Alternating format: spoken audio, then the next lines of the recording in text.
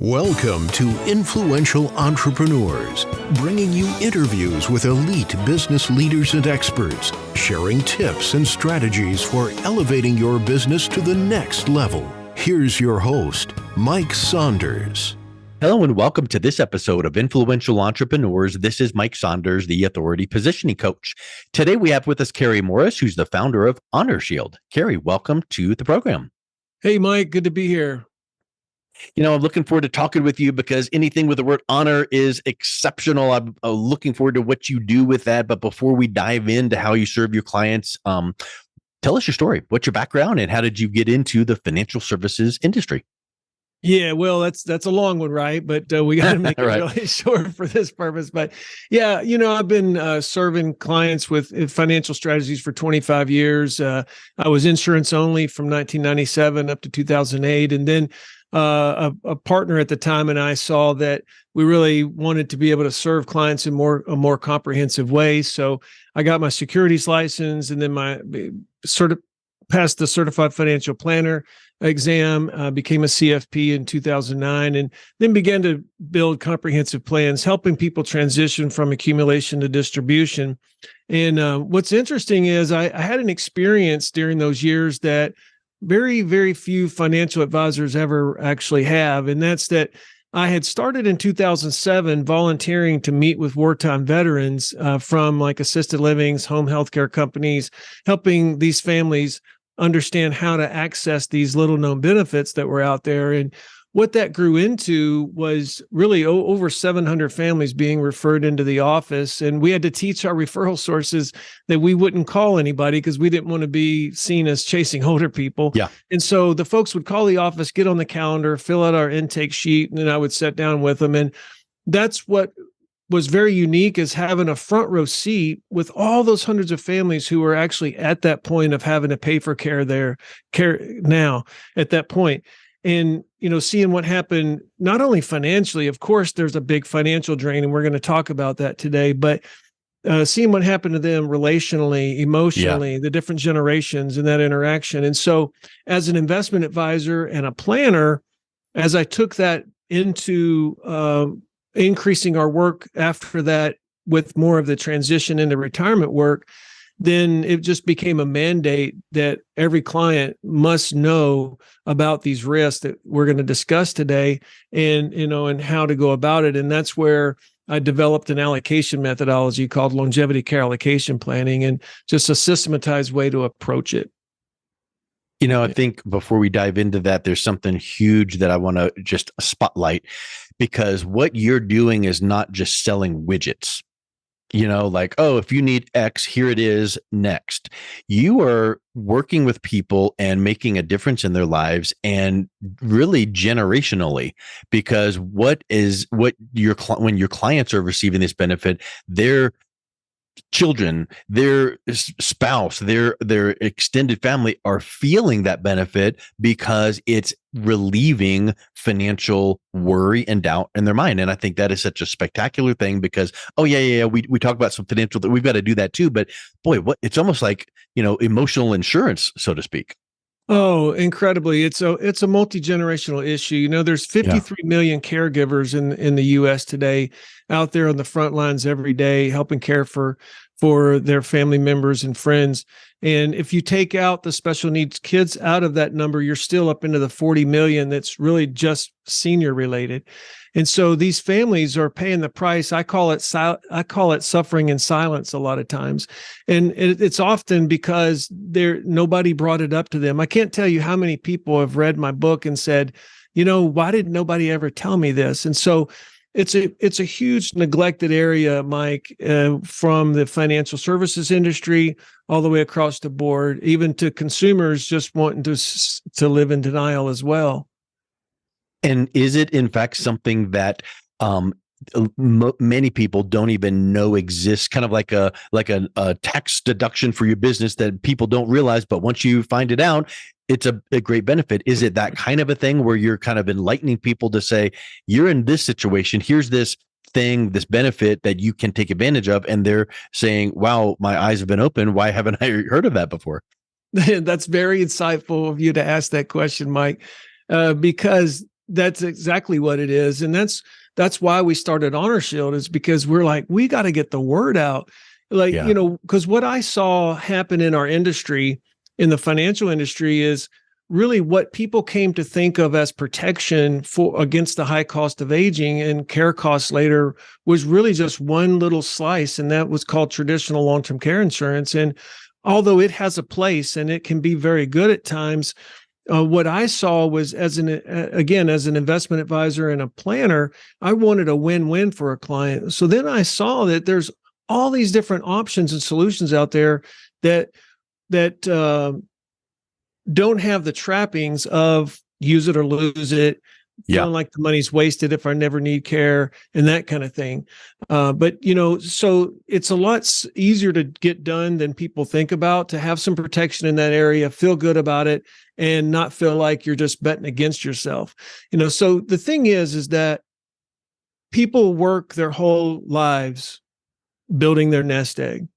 And whether they're doing it by themselves or they have an advisor, there's a lot of attention put on market loss, taxes, inflation, all these different things. And the energy that's spent on just portfolio design and large cap, small cap, international, all this stuff, right? All of that work that you think about done to help people grow their wealth is really setting there at jeopardy. We call it a ticking time bomb, because the high cost of aging can come in towards the end of their life, and sometimes not so close to the end. Sometimes it's earlier, right? The high cost of aging can come in and literally destroy even large portfolios. And that's why I wrote the book, When Retirement Goes Bad, Life Sucks. It's got a dramatic title, but I sat and I saw that happen to families. And the subtitle is The Hidden Defect in Your Retirement Portfolio That Everyone Wants to Ignore. And so that's why at HonorShield, we're getting the word out, training advisors across the country to help people go in and understand that their portfolio is not prepared to handle the type of threat that the high cost of aging can be. And there's a good, there's a win-win way to handle it. In your book and in your teachings, you talk about what's the biggest threat to family wealth. And I think that's what you're leading into, but talk a little bit more about that. Yeah. So in our country, we're in the middle of a shift right now. So we're shifting in America from about 16% of the people being 65 and over up to in the mid 20s. That's a huge shift for a population of 330 plus million people. And at the same time, you see what's happening. The care industry itself is kind of like having a hard time finding people. So not only are we living longer, but we have two things happening. One, the longevity. Everybody kind of knows, people are living longer, right? But there's a counter to that, which is a lower birth rate. So the birth rate in our country has not replaced the younger workers. So this is just kind of a macro thing, not to get in the weeds with it, but that shift in America is not going to stop. And so you contrast that up against this major transfer of wealth that's going to happen in the next 10, 15, 20 years. So you have the boomer generation, and then some of their parents are still alive. And as they pass away, this wealth is getting transferred over. Well, another component here is that a lot of that wealth, especially boomers' wealth, has been built pre-tax in what? Oh, yeah. 401k, yep. 403b. Qualified right? plans. Yeah. So the first qualified plans really began around 1980. So here we are, 43 years later, where all this wealth has been built and not a dime of tax has been paid on it. So one thing that we talk about at HonorShield and a show in the book is that there's a compounding that happens when people get to that point. They're pulling money out of their IRA to pay for care. Now, not only do they have the math working against them in down markets, they're pulling money out. And then they have to pay extra taxes, and then the care cost is going up, and all that adds up. For example, I show in the book where $1 million with just a conservative 3-year example winds up at the end of 3 years at $428,000, just from $88,000 a year of care costs 3 years in a row, with the market fluctuation in there, a little income coming out and paying the taxes. And so that's unrecoverable. And so that has the biggest threat to this transfer of wealth from one generation to the next being impacted because people aren't prepared. And the thing is, it's really easy to actually get prepared. Well, and it makes me think of something else too. This is not some little known thing that probably would never happen to anyone ever, and we're just making a big deal of it to scare people. There's statistically a great chance that this is a need for many people. So talk a little bit about, the chance that you might need to deal with this. That's right. So if you picture yourself kind of sitting in a room with 10 people or 100 people, maybe you're sitting in church with 100 people, then 70 of those people, if you look around you, there's 70 of those people statistically are going to need some type of assistance of another person on a regular basis. And so, that's like you said, and one of the examples I give is like, okay, the chances of a house fire are 3 in 100. The chances of a car accident are about 18 in 100. And the chances of needing care and going down that route is about 70, like I said, out of 100. Wow. And it just puts it in perspective. And so no one in our country is really going to be untouched by this, even for the roughly 30% or so that escape maybe not having to have care. Well, what if that is a spouse of let's say it's a lady who ends up caring for her husband for 8 or 9 years, like this one lady I knew that came into my office named Julia. She cared for her husband for 9 years, and by the time I met her, he had been passed away for 6 years, and she was living in assisted living. When I met her, I'll never forget the day she looked at me. And I talk about this in the book because I'll never forget this day she looked at me and she said, "Kerry, I'm still tired." And wow. Financially, Mike, she had gone from 700,000 down to, when I met her, she had 70,000 left and more outgo than income. So we were able to unlock that veterans pension I mentioned for her, and that brought in $1,000 a month, which helped her money last a little longer. So as you said, this is not the kind of thing that, oh, well, it's just going to happen to somebody else. We're all going to be affected by this one way or the other if we haven't already. Well, and it might not be like you personally in that 70%, but your parent may be in that 70%, and it might be impacting you as the child or the sibling, so there's ripple effects to how it affects. Maybe it is not going to affect you dollar for dollar, but maybe there's a financial component. Maybe it's the emotional component, like the client you just mentioned that said, "I still feel tired." So if people knew that there was a plan in place, or here's what to do if and when this happens, it's kind of like going, wow, I made my goals for the year and I can see that I can achieve these. It's kind of like you take a really deep breath and go, I can do that. Well, I think that having that plan in place and knowing that you've got someone guiding the process, that takes a big, it provides a big relief. Oh, it's huge. Yeah. And really behavior change is what we're after, because when people have some type of protection in place, some provision where they are the opposite story of what I mentioned earlier. You know how earlier I mentioned the $1 million going down to 428,000 in 3 years with a conservative example. Well, when there's protection in place, all of a sudden now there's confidence, there's a plan, there's a pathway.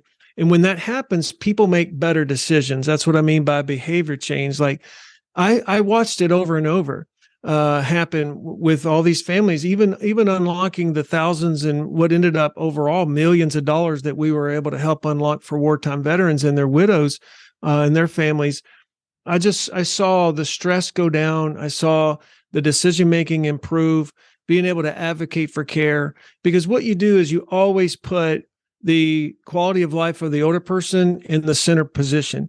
That's why HonorShield is named HonorShield, because we are called to honor, our mothers and fathers and honor one another. And because it is a multi-generational piece, it's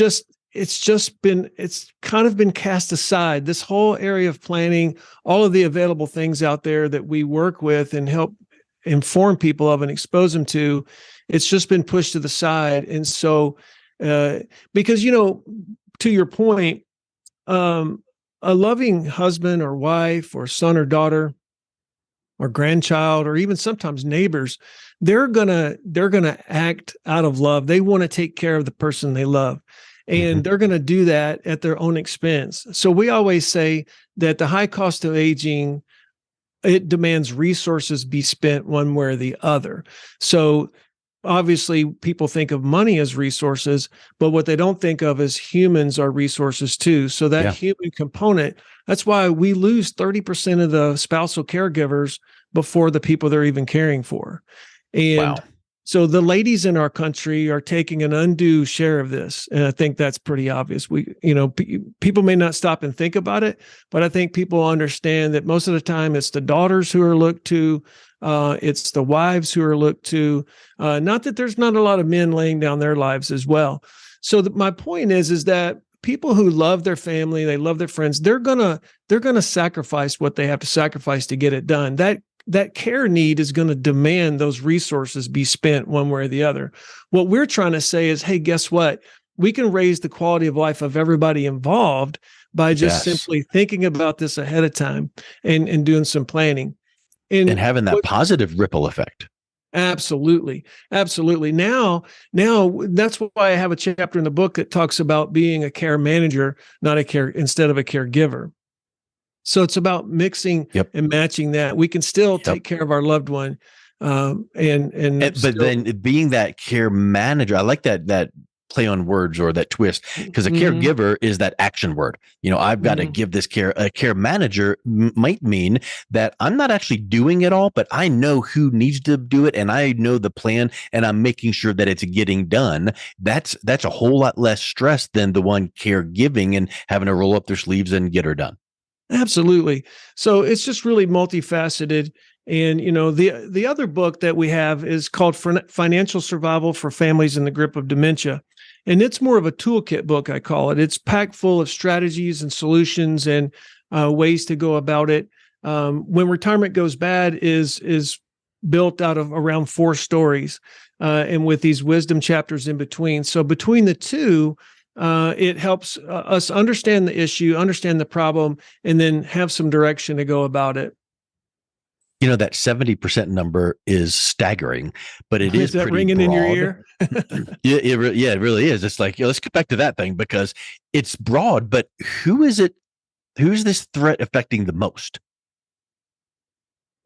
Who it's affecting the most is, well, that's a hard question to answer, because it's really affecting spouses, I would say, more than anything. Well, and where I was thinking too is, isn't it true that females tend to now live a little longer than males statistically? Absolutely. So, so you mean demographically, who's it affecting the most? Yeah. Yeah. So definitely affecting females. Really, I think let's turn that question just a little bit. And I think the reason why you asked the question and you're feeling that way is because of how prevalent the onset of like early onset Alzheimer's, all the dementias, things like that. With that longevity you talked about, with the ladies living longer generally, then that we're seeing more dementia all the time. And that's why we wrote the book and called it Financial Survival for Families in the Grip of Dementia. Not that book can't help people if it's not dementia, but the point is that our ladies are taking the brunt of it, like you said, but it's really just affecting everybody. And so, really, the reason why you see me kind of step back on that question, and I talk about this in our seminars and things, is that there's really no predicting how you're going to age. And so I talk about that, like we can do all these, we can certainly do things to keep ourselves as cognitively sharp as possible. We can work out, we can eat good, and we should. We need to do all those things. It's going to give us a better shot, right?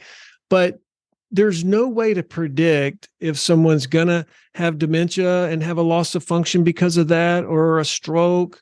The heart doctors are doing really good these days, but how often do you still hear of a stroke coming out of nowhere for somebody, right? Yep. So there's really no way to predict who and when, and that's why you just have to be prepared. No different than you would never consider having your home uninsured against fire or some of these other things that are a lot less likely to occur. but you know what that would do to you financially if that happened, and then the emotional and relational trickle down from there. Yep, 100%. So obviously, we've kind of talked about this issue, and I don't want to dive in too deep because I think what's the solution would take 4.5 hours, and then we're just getting started. But from a 30,000 foot view, what are some things that people should consider when protecting themselves from this threat? Yeah, well, just mainly consider that there are ways out there to look at it like any other allocation in your portfolio. So most people during their lives, they've said, okay, I want to have a 60-40 stock bond mix. I want to have, and so I'm using that as an example, but the solutions that we use actually aren't at risk in the market at all. They're actually principal protected and safe. And that's one reason why we call it Wall Street's dirty little secret, some of these dynamics that happen. And so what has been around for a long time that nobody knows about are these solutions where you can actually take a small slice out of the nest egg and just move it over a couple of notches into a solution that then gives you leverage or a multiple of that number.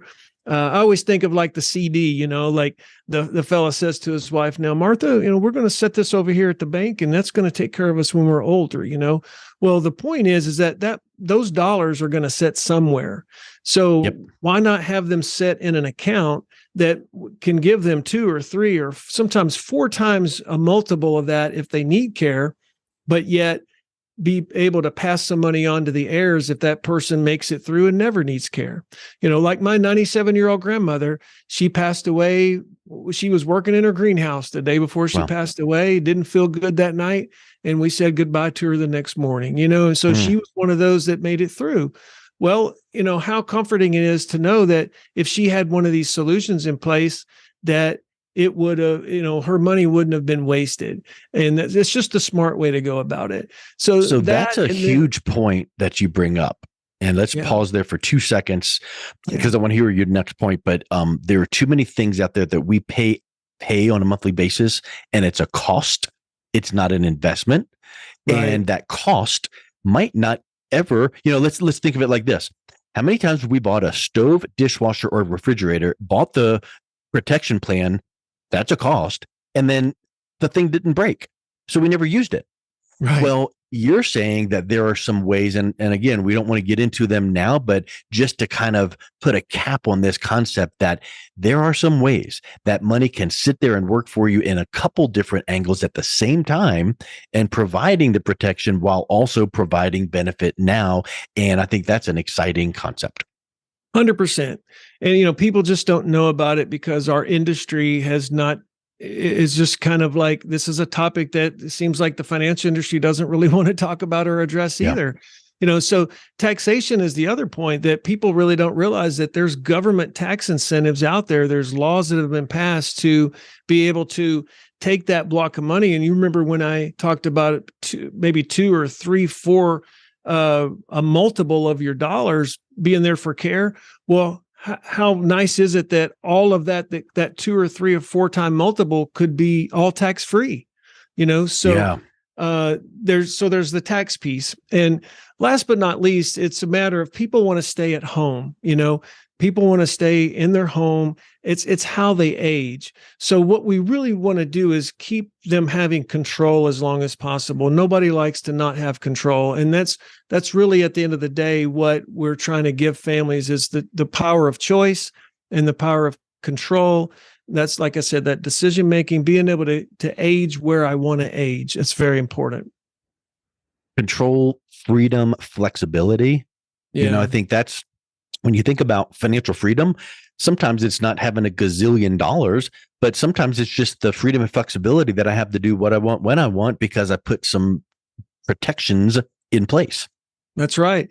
I had a client review just this week where they literally scheduled that appointment because I had put one of these solutions in place literally 13 years ago, and they were getting to the point where they were starting to use a board with Post-its to remember stuff. Like, it was so cute talking to them, and they're traveling, they're doing great and having fun, but they're so self-aware, Mike, that they called me and we went over everything. They wanted to know, make sure they knew all the processes and have stuff in place for their kids. She's literally building like a jump drive for kind of break glass, right? If this happens, for her kids, for her two boys. Nice. And so I admired them so much for being self-aware enough to say, hey, we're starting to see some of this in our own lives, and we know we're ready financially, but give us a brush up on this. That is the ultimate way to show love regarding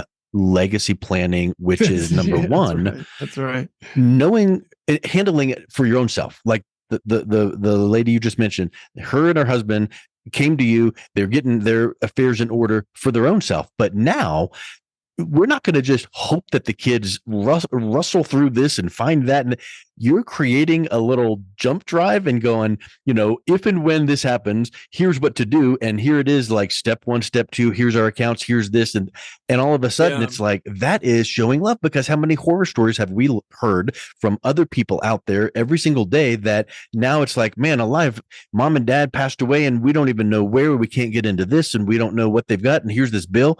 That just kind of wraps everything up in a nice red bow of love. Absolutely.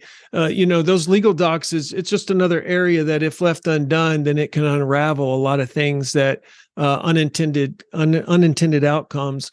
And so that's why even in our live workshops, our seminars and HonorShield, we have a little section on legal docs in there. We help people realize that, you need to get these done. And so it's included in our conversations because it is that important. So, yeah, but it's, everybody's really busy. Life is crazy. Everybody's going 100 gazillion miles an hour. It's just that the industry as a whole has not helped people prepare for really this big part of retirement that can be there. Yeah. And so if that happens and people progress and need care and then have to start paying for it, people just have no idea the devastation that can occur. And then there's a trickle down effect to all that. And so that's what drives us. To do this and want to get the word out. Well, Kerry, it's been such a pleasure talking with you. These are eye-opening concepts, and I love how you present them with care and empathy. So if anyone is interested in learning more, connecting with you, and getting a copy of your book, what's the best way they can do that? Yeah, really, HonorShield.com, just that simple website, HonorShield.com is the best place to go. And our website's not built to be some deep down encyclopedia, but it's a connector, it's a conduit. It can get you to different things that you're looking for. Excellent. Well, Kerry, thank you so much for coming on today. It's been a real pleasure talking with you. Hey, me too, Mike. It's been great spending this time with you, and look forward to the next one. You've been listening to Influential Entrepreneurs with Mike Saunders. To learn more about the resources mentioned on today's show or listen to past episodes, visit www.influentialentrepreneursradio.com.